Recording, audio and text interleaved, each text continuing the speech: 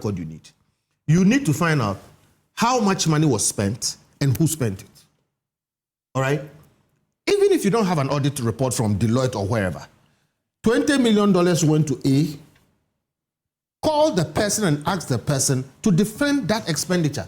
And like we said, we checked. Look, respect to David Adjaye, I don't think he has had many of these kinds of projects which paid him that kind of money at that stage in the project. He was sole sourced.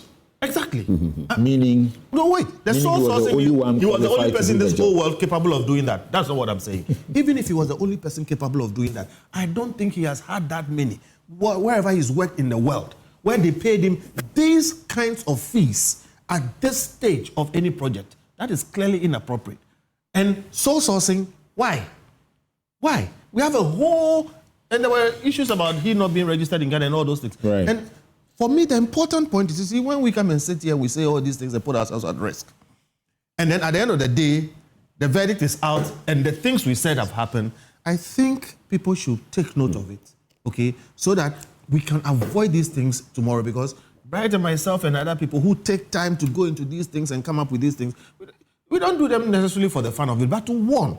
So please. Atimani, are you guys still at that position expressed by Bright that, you know, the presidency had written for the sole sourcing and quoted, you know, the total amount for David Adjaye and Associates at $23,750,000 US, and somehow the Public Procurement Authority, you know, beat it down to $21,375,000 US. You guys still believe this was too much?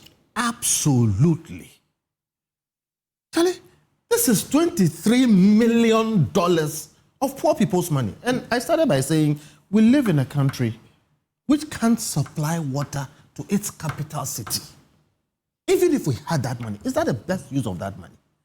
And all due respect again to Sir David Adjaye, I had meetings with the president, the engineers, I've forgotten their name, but they have architects. Rebad.